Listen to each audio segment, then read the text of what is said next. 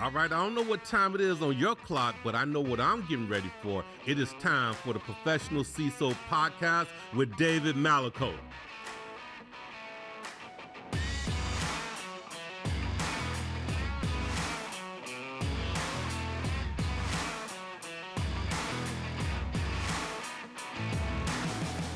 Welcome, one and all, to the Professional CISO Show. I'm your host, David Malicoat. This show is an exploration of the topics necessary to transform the role of the CISO into that of a professional. All right, gang, great guest today. It's going to be fun. I can tell you that. It's going to be interesting. He's blushing over here. Kid. All right, so first off, I want to start with a huge reminder. So we've partnered with CISO XC. I want to call out Randy, Jamin, and Cecil over there. Those guys are awesome.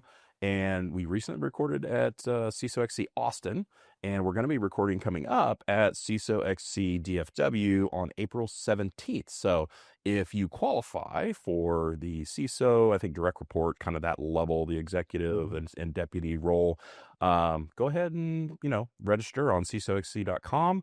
And we look forward to seeing you there because, since we'll be recording, you may drop by and maybe we put you in the chair and we'll have a nice little chat. So, but tune in. And then obviously, since we recorded at ATX, CISO XC ATX, we're going to have some content coming out from that show. I think about 6 episodes of the event series. So stand by for that. That's coming. We're going to have some fun.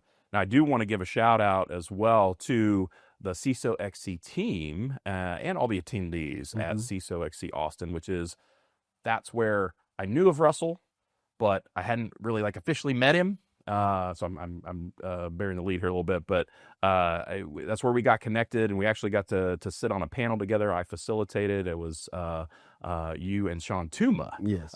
So thanks to you guys. Thanks to the CISO XC for getting this together, because it immediately came and we're like, all right, we got to sit down and have a discussion. It's going to be fun. And then finally, like, follow, share. Best way to make sure you're getting this great content. Hit that follow button on Spotify and Apple. Subscribe on YouTube. Hit that little bell so it lets you know whenever we drop something for you. Follow us on LinkedIn. Share us with your colleagues and friends. All right.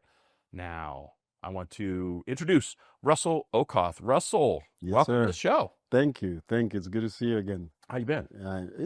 I've been busy. That's good. That's busy is good in our life. Yeah. Yeah. So I would say we'll talk about it a little bit later, but you're now more in the consulting realm, so definitely busy is good. Yes. Obviously, yeah. Awesome.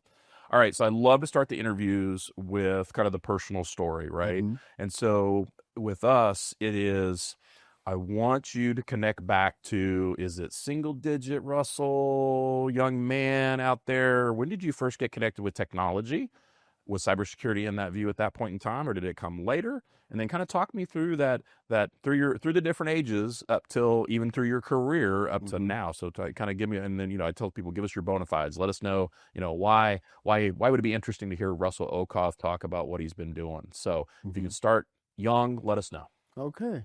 Well, appreciate it. So I grew up in Kenya, in Africa, and so from a digit number, as far back as I can remember, it's in the teens, and the exposure was not cybersecurity. Obviously, none of us grew up wearing a CISO Halloween costume, right? But my dad was a human resource director. And he used to give me a lot of work. I remember on a Toshiba to do Excel, to do literally do any work that he probably didn't want to do. At that time, I found it as a chore and stuff. But I eventually started enjoying it, learning how to explore Excel and stuff. And, that kind of trickled technology. And then later on, after high school, because there wasn't much exposure at that time in terms of computer labs or anything, I joined a local university, and I took a programming class and started taking programming at that time. And I was writing code, and sometimes I wasn't sure what I was doing, but the professor said, hey, you have a niche for technology. If you really need to advance in this, why don't you consider going to the States to advance? Because he had done his doctorate in the US. Nice. So that's what led my journey to coming here to the United States in the 90s.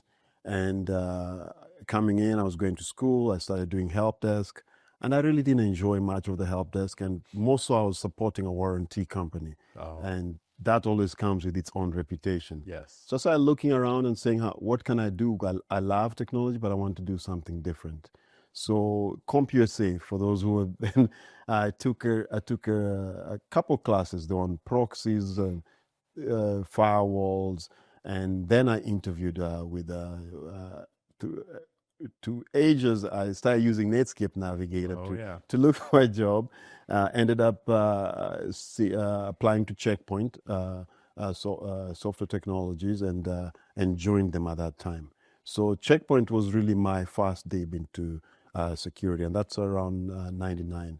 I worked there for 5 years as an engineer, and then moved on from there, worked in Verizon Business, and the MCI, which then became Verizon Business, and then moved on to AIG, where I worked at their data center and SOC, and kind of got the delve of different facets and all.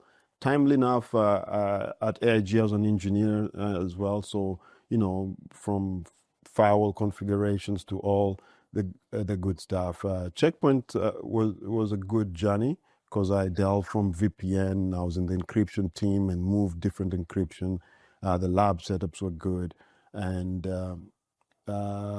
then after AIG, obviously the bailout time. Unfortunately, I would say I also bailed out because I talked to my boss then, and that's one thing I learned about a leader, because I told him he couldn't divulge, but I asked him, "Hey, sir, if you're in my position, should I be circulating my resume?" And he said, "Yeah, if I were you, I would be circulating." So I started looking, and then moved to the Federal Home Loan Bank, where I worked as a security analyst as well as an engineer, dubbed in a few roles for the bank, obviously, and then moved on to NationStar, which later on became Mr. Cooper. Right. So majority of my my time there, I spent 9 years at Mr. Cooper. Yeah, I spent 9 years, and it's always unbelievable because people go, "How did you spend?" That's the longest I've been anywhere. Right. But there was two things. With Cooper, there was an advancement. I went there as a security compliance manager to manage compliance of engineering and regulation, and also it was pre-IPO. So I was the second employee of InfoSec at that time. So built. My first hire was a security awareness coordinator. I told him I have no budget. You come in, we will go to Kinko's at that time. It was still Kinko's, and we will print, photocopy, and spread the news, the gospel about our security program. So then the next person was a technical writer to make sure our policy procedures are written in where everybody can understand and spread it out. So that was the beginning of building a program, and that's when I really realized I love to build, and I spent there putting the GRC program, GRC technology. So when you look at it technically from people, process, technology, I had a hand playing and building that program from then. So I spent that time as a security compliance manager, and I don't think I was in that role for long. It's almost like cyclical. Every 18 to 24 months, I moved to a different role, either given more responsibility, where I became an assistant vice president, moved on to vice president eventually. So when you look at it, I put in identity access management program, third-party risk management. It was a beautiful thing because I had a hand in playing with every domain of what a program looks like. Right.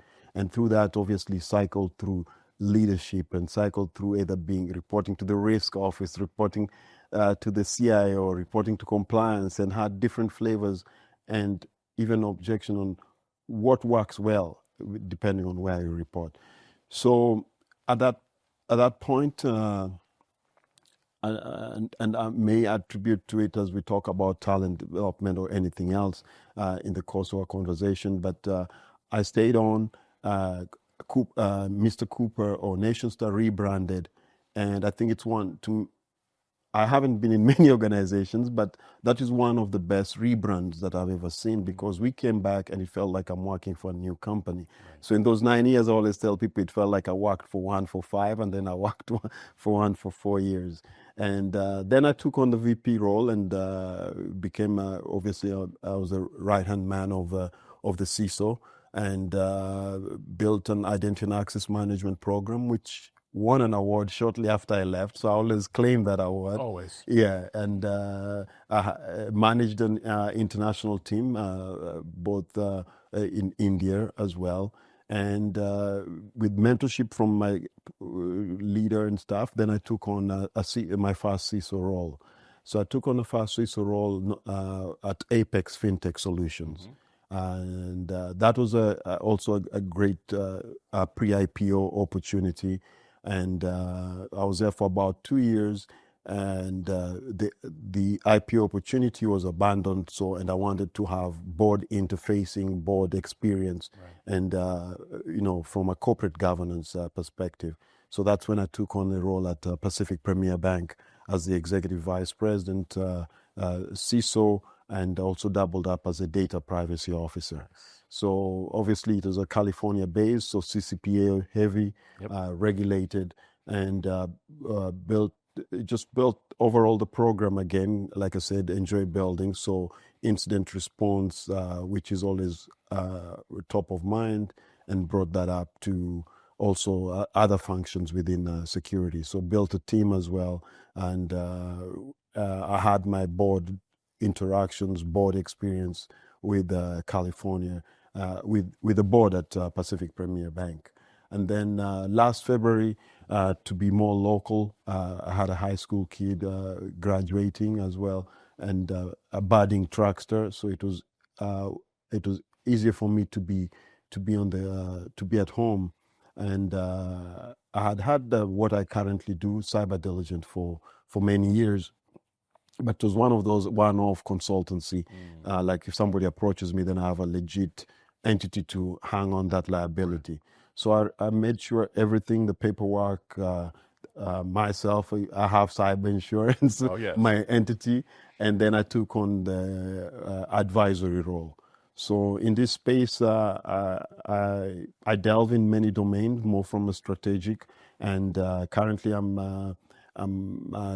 my clients include 7-Eleven, Mr. Cooper. I'm also contracted with Irons, where I offer ask expert advice both to CISOs and the boards and that. And then I'm also serving as an advisor in an AI startup, actually based in Kenya. That's it's called Deep Track, and they're doing KYC, like know your customer, as well as deep fake detection. So yeah, so Beautiful. That brings me to date. Yes, and that's 26 years in 5 minutes. What a great arc. Yeah. So for the first year of this show, I always ask folks, should we be professionalizing the role? And I think, having not received one negative answer at that point, I really like to drive it in the direction of, obviously with all that experience, and what I would put as very deliberate. It seemed like you had a plan, right? You obviously over time, and that's one of the hardest things to do, right? Yes. Obviously, is to have a plan, execute over time, and then arrive at a certain place. Do you truly know your data in today's AI-driven world? Can you protect it? Symmetry Systems helps safeguard data at scale, detect and reduce identity threats, ensure compliance, and reduce AI risks. Symmetry's innovative platform merges identity access with DSPM, delivering security outcomes that matter, such as finding $1.8 million in savings by eliminating petabytes of data, removing thousands of dormant identities and excessive permissions, and satisfying HIPAA and PCI compliance in record time. Organizations of all sizes trust Symmetry to protect their data without it ever leaving their custody and control. Innovate with confidence with Symmetry Systems, the Data+AI security company. Visit symmetry-systems.com to request a demo, or come see us in person at the Dallas CISO XC Spring event on April 17th. And join us afterwards at D. Lincoln Prime Steakhouse. Where should we as CISOs be in the next 2 to 5 years? Like, where should we be developing ourselves to professionally? So I think some of it comes from what I don't like to use the term soft skill, but I think they're foundational skills. Communication and knowing the audience. I know that's been drummed over and over, but I played team sports, and there was always times when you didn't do well, the coach took you back to the fundamentals. So I think communication is key. How do we communicate? There's a lot right now of impetus going on in terms of we need to educate the board about cybersecurity. But many of the board members wear 2-3 hats. They're serving in 4-3 committees and maybe 5 other boards. They probably don't have enough time, and that's my observation, to learn and dive deep. And if they need an expertise, they might hire EY, which they probably already have on retainer, to come talk on that. So I think we as CISOs need to know, how do we, number one, educate the board, and how do we talk that language? How do we talk risk? So I think that's part of how do we professional, because we've grown up in terms of in the profession thinking about threats and vulnerabilities. But can you map and matriculate threat and vulnerability and what risk it's providing? Because when you start talking risk, then you become part of the business. The other part, I think, is also education. We've always been a professional education, albeit very technical, and we need to make ourselves human. We've always been in this mystery shroud of, it's a bunch of people in the back with hoodies and they're typing away, just as we see in the movies. But, I think we make ourselves accessible to make sure that people understand that and help us in our advent. Because you've been everywhere where they say security is everyone's job. But then at the end of the day, if something goes south with the security, we are the next to choke. So I always think for us as going forward is talking the risk language, honing in our communication skills. There are things that we've learned. Most of us have been so busy technical, we never took time to fine tune these things. So instead of sometimes asking for a SANS class, maybe ask for a communication class. And you'll be surprised if you listen to yourself or record yourself. Those are some of those, like you said, some of these things have been planned, but you have to have intent. You may think, most of us think we communicate well, but feedback, it's important to get that feedback and say, did I communicate well? Even when you've done it to the board, you'll have an ally and you'll go back to him, like my risk officer or my ally said, how did I do? And they'll tell me what I did, what I said, or like, oh, you spoke softly, you need to speak loudly and make that. And then the other thing is avoiding the fear and certainty, the FAD that we call it, fear, uncertainty, and doubt.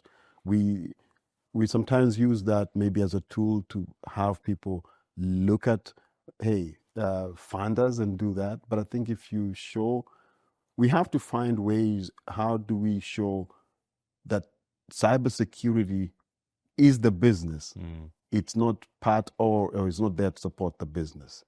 Because as a tool, as a program, if you don't secure data and stuff, your product is at hand. You have compliance regulations, you have reputational damage. There are many things that encompass you to that within cybersecurity, but how do you show people? So I think us educating people will see that we really need these people part of it. And obviously with the regulations, I love regulations because it's, people tend to listen to the law more, so you don't have to hire an expensive consultant to tell you what to do. Or have that crutch of FUD. Exactly. So bludgeon people with it. Exactly. So you say it's black and white. Yeah. The state says this, or the Fed says this. Right. We need to put it in place. So, yeah. All right. So I know there's a lot of conversation around CISOs that are considering or moving out of the seat, so to speak, whether it be for whatever reasons, risk or personal risk or stress, all that. But you recently moved, right? So you moved out of the seat into consulting. What have been some of those challenges? Because I want to, if people are listening and that's the path they're going to take anyway, I would rather have somebody that's doing it sit here and tell, what are some of those challenges that you have faced moving from the seat into a consulting role?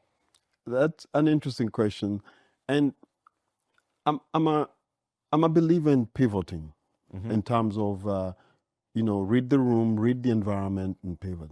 So when I I took a back seat and decided, okay, what's next? Because you reach at that point of, and a personal journey, you know. At some point in my career, I went for several organizations, several conferences. And at that time, you're like, I'm going to be the best security professional on earth. And then I go to CISO convention, and I see at that time, and I'll call him out, Devon Bryan. He was a CISO at Carnival, now he's a CISO at Bookings. Yes. And, you know, like, I was like, oh, I met him there, and I was like, okay, I can be a CISO, you know, because at that time, candor, I'd never seen a black CISO. Right. So I was like, oh, there's one. So then I was like, okay, I need to be one. And then I talked to him, and fast forward, Devon is a mentor now. So I always bring that story of having met him then. But when I took the back seat, it was more not because I was saying, okay, I'm leaving CISO world, because I miss the action. I love the job to the point I never had a bad Monday. Like that Monday blues was always a foreign thing to me. But I in February when I came home, I decided, okay, maybe 90 days, 120 days, 150 days, 180 days. And then we all know, for you and I, that the market took a very interesting turn. Yes, it did. And I was like, I'm not going to wallow here and start doing that. All I need is already in my head, my experience and stuff. And that's when I resuscitated Cyber Diligent and started offering advisory services. So come the summer, then I started offering advisory services and saying, at this particular point, it's easier for me to offer advisory services where I know I have a greater impact than be part of any other CISO role that's just checking the box. Right. Because you reach that point in your life where you're also like, yes, it's good to make the money, but what impact am I having? Right. What is the impact of my role? So some of the challenges I've seen really is network. You can have network. You can have, and the network is not the count of people where you're connected to, but it's people you can reach for, not only for opportunities, but for criticism, for feedback and stuff. The other part of it is also, which gives a different respect to our vendors, is business development. So there's some things I've learned and gotten exposed to in the course of the 1 year that I probably may never have been exposed, or maybe I've been exposed but didn't have that sense of appreciation. Right. You know, like running your own schedule, what do you call business development, you know, because when you're going technical, it means I have to go a little deeper. And I've appreciated it because now it has made me not some of the areas leave the strategy level and go into the weeds to be able to advise properly, especially like in the cloud and AI space and new cutting edge technologies where I had to learn. So if the right opportunity comes, I hope to still serve as a CISO, but at the same time, if Cyber Diligent serves as the best place for me making impact. So for me now, I'm looking for impact. I'm at that crossroad where is my impact better served as a cybersecurity and risk advisory, or am I this? But the biggest thing has been learning how to operate a business. And obviously when you're doing it, you know that it's it's truly your bread and butter, you know, and it's what will keep my son in college, or it's what will keep the roof over my head, but at the same time enjoy the impact where I'm able to come into a room, synopsis of a problem, come with a solution, have a follow-up and stuff. Yeah. Yeah. Let's talk a little bit about responsible use of AI. This is one of your passionate areas. Obviously, you had talked about it. You kind of alluded to it a little bit. Yes. Are we, thinking about AI and where it sits on its continuum right now? We're obviously very early in the whole process. Are we in a place where we can even responsibly use AI? Are we too early in the journey yet? Do we have is everything developed enough to be able to responsibly use it? or is it a choice? I guess would be. I'm not trying to straw man you. Sorry. No. You're good. Or C. What's the? Is there? I think it's a choice. It's a choice, but sometimes that sometimes choices we make out of ignorance. You could take a certain route because you didn't know of another route when you're driving. So they're choice because we don't know any better, and the key thing, we're trying to maybe solve a business problem, or we haven't thought of these other things. When I say these other things, I think like data, privacy, and stuff. If you look at it, and this is from Russell's lenses, everything is a build-up to where we are. Somebody didn't just come up and say, here's AI, use it. Right. AI came to solve a problem, whether it was we can't it's not humanly possible to read millions of logs that we receive. Right. What can we do to do that? I remember in the infancy of AI, obviously, people didn't even realize you're using AI, but it was a form of it because, like we discussed in Austin, it's a nuance whether it's AI, machine learning, or RPA. There's still people using RPA, which was the fundamental start of these journeys. Right. And as a marketing cliche, AI sounds it's more sellable right now. Absolutely. We have Siri, we have Google, we have Alexa, which have either a formal component of that. But I think to back to your question, AI responsible use is a choice. It's what is suitable for a company. For example, if you're in finance and you're using AI, let's say to make credit or lending decisions, you can make the choice on what data you feed because AI are based on models. So and that's why I say it's all fundamentals. We know garbage in, garbage out, Right. in, out. That's the fundamental of technology as Say it we comes. live it every day. Yeah. So if your model is already flawed and the basis of your data does not have integrity, then you don't need regulation to tell you use it responsibly. So I think that's really what I think is we have to go at what's the foundation of AI, and even before you speak to it, I think data governance to me is leading for you to have a good AI, whether you're building or buying it. And that's why I think I mentioned either to you or to Sean that who knew that the data kids would be the cool kids, Right. Yeah, because right now it's all about data, and that will drive what your AI capabilities are or how sound or what problem you're solving.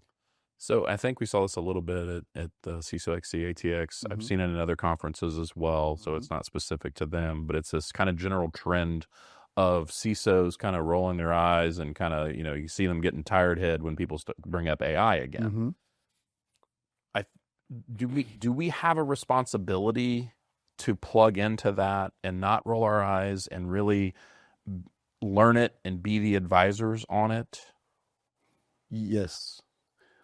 I think in general, as CISOs, we're very visible individuals. And whether you like it or not as a professional, it's something you have to embrace. Regardless of your journey, you sought to be in the room. You sought to be at the table. So you didn't join it there because you didn't want to be in the room because of the pastries, you wanted your voice to be heard, So I think the key thing is, regardless of the conversation, you have to find a way of how you can either participate, influence, or collaborate. Right. Because that is the key thing to me, that's what true diversity is.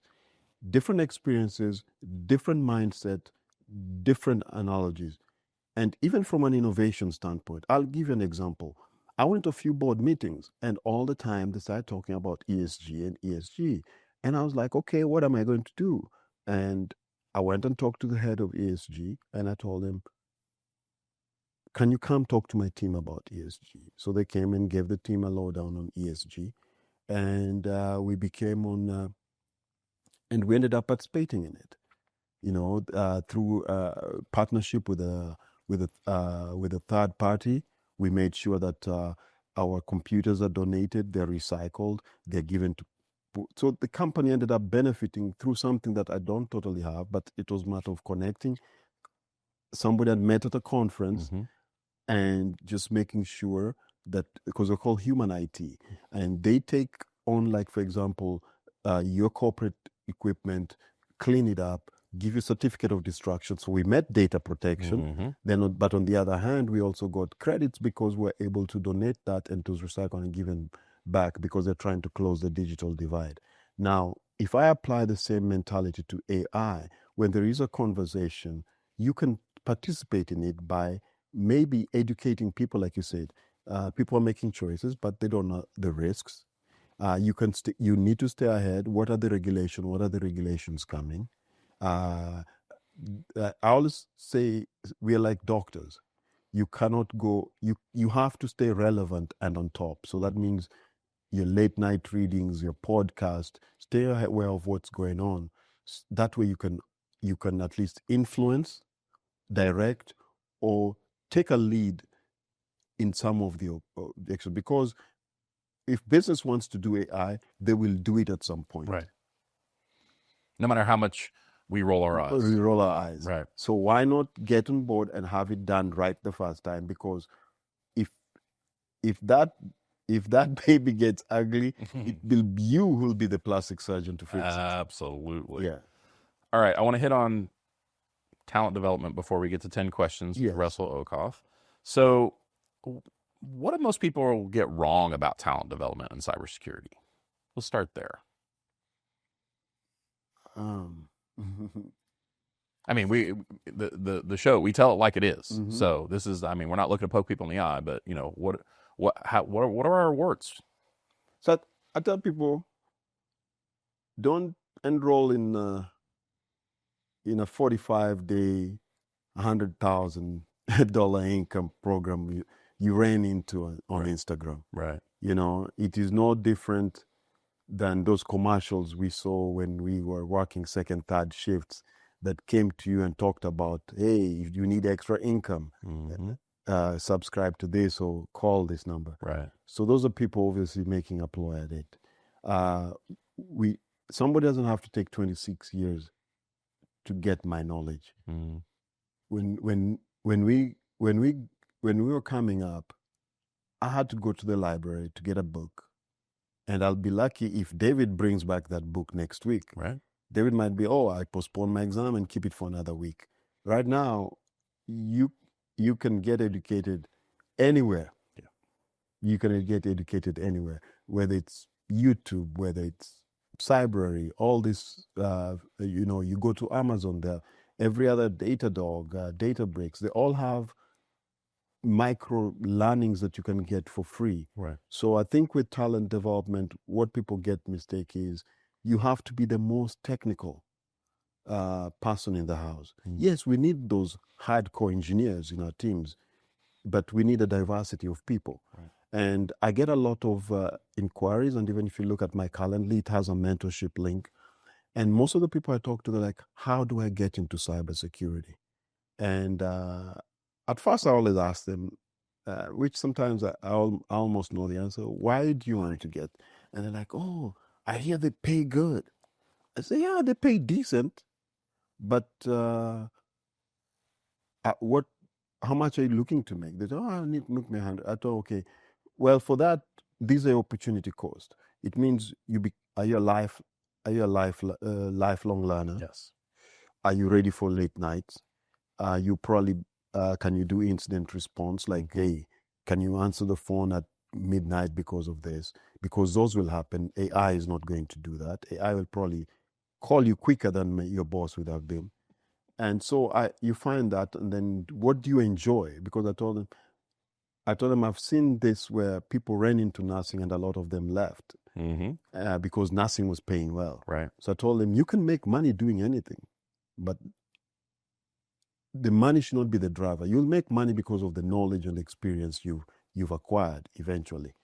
But then, so what I tell people is, what are people's transferable skills? Mm. You know, what is the core skills that you've seen people that have? Because some of the people have seen really succeed, and without calling names, I've seen people who used to be in a building where I worked, used to be at the front desk. A young man, former military, had just come back from Germany, and was trying to figure out how to do that, but personable, sharp, and everything. Mm-hmm.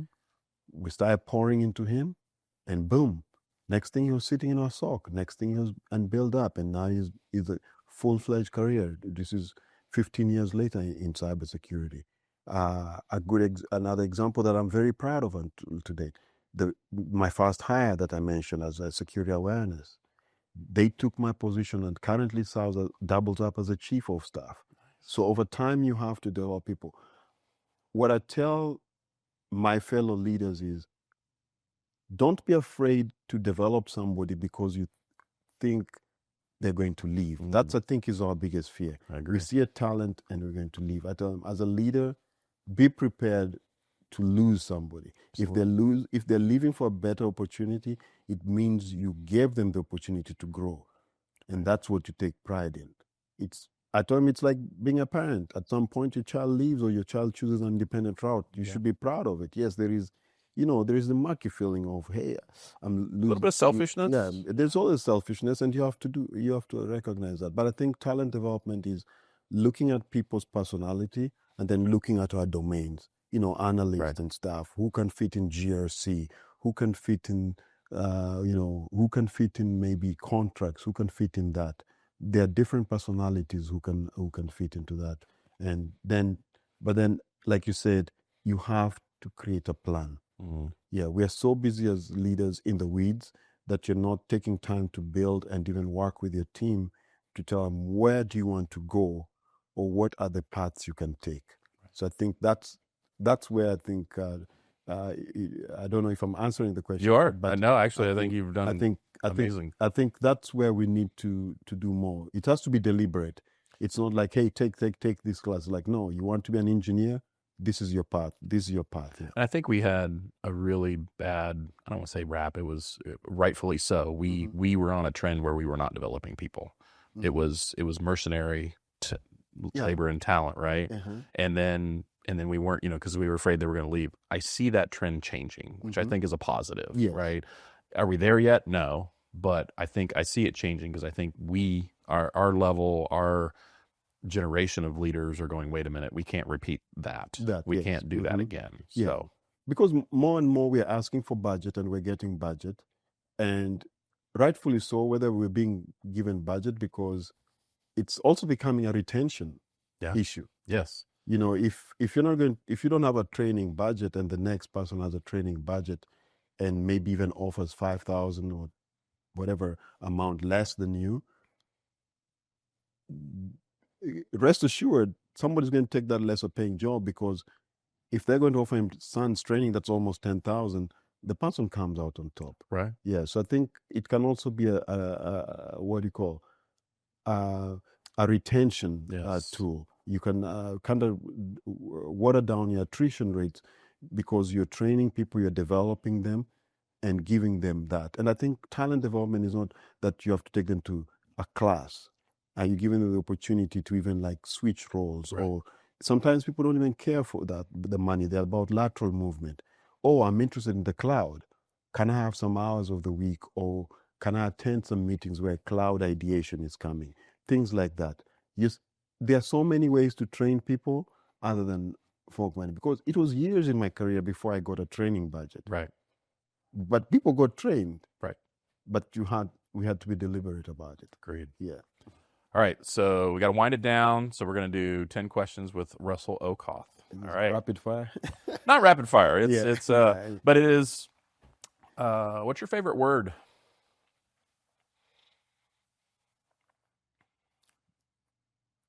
Wow, I can't even think of my favorite word. It depends on the time. Okay. Yeah, but And then I speak different languages, so it depends. So on the you can say situation. in a foreign language, or Yeah. my foreign language, not yours, obviously, but So I think I would say Nyasai, which means in English, God. God, love it. Yeah. What's your least favorite word? It's words. Okay, go ahead. I just get out when I'm saying it's always been done this way. Oh yeah, I'm with you. I don't know why That gets my gets me going. like yeah.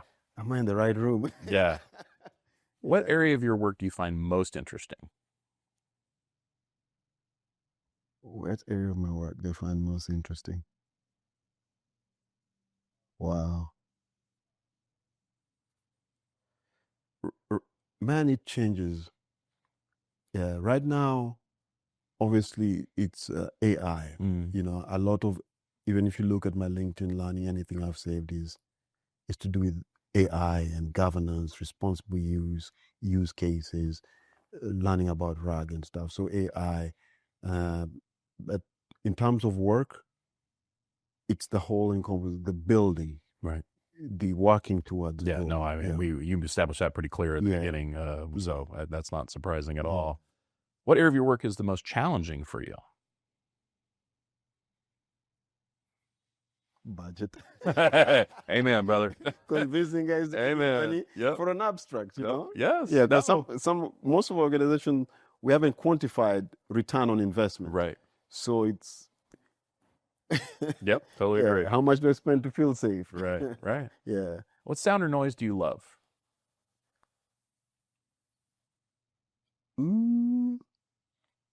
Sound and noise. I love music. No. Yeah, all kind of genres. So you can find me listening to just music of vinyasa or yoga flow, because I do yoga. You talk about stress management, or sometimes, and then just any genre of music. Yeah. I think that shows cultural roundness, I guess would be the way I put it. Yeah. Then also, I'm a big subscriber of Headspace, so I listen to. There's a sleep cast they have, so that's either with ambient noise or something like that. Yeah. So yeah. What sound or noise do you hate?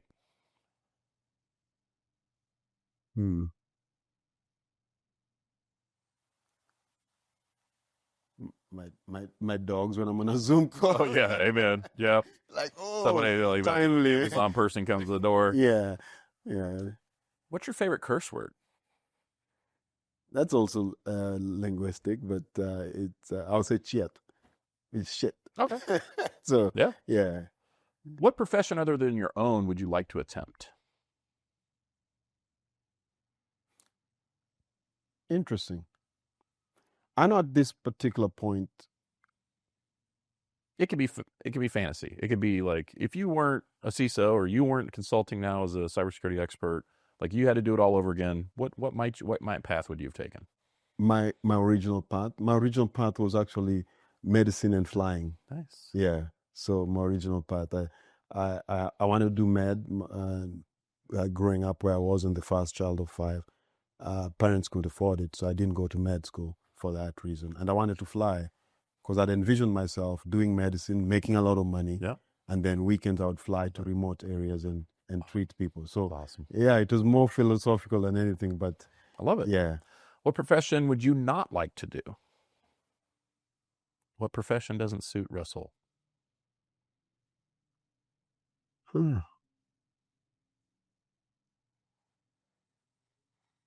Not disrespect, but it's a personal preference. I always tell people that. Mine is more industry than anything. Yeah? Yeah, but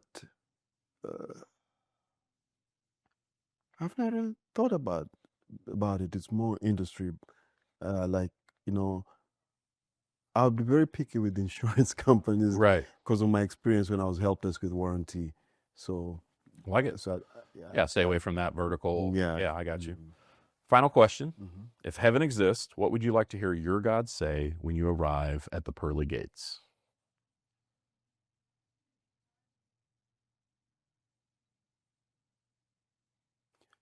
Thank you for being my advocate. I love it. Because I was actually talking to a friend today, because I told him at the core of any religion, it's peace and how you treat the other person. Right. And that's what I tell him, regardless, I grew up in Africa. Christianity came by boat. Yeah. And I told him, if I grew up in Asia, I would possibly be a Buddhist. But would that have changed actually, just this morning, I was talking to a friend of mine in Kenya saying, would it have changed who I am at the core? Right. Regardless of where I grew up and what religion was introduced to me. So, what a great session. Russell, thank you so much no for being problem. here. It's always a pleasure. Truly appreciate it. No, man. it's great. This is an honor. Yep. Thank you for your time. Thank you. All right, colleagues and friends, I renew the call. It's time to professionalize the role of the CISO. In the meantime, I wish you health, happiness, and success in your journey in becoming the professional CISO. Let's do this. We're professionalizing the CISO role, so please subscribe to the Professional CISO podcast.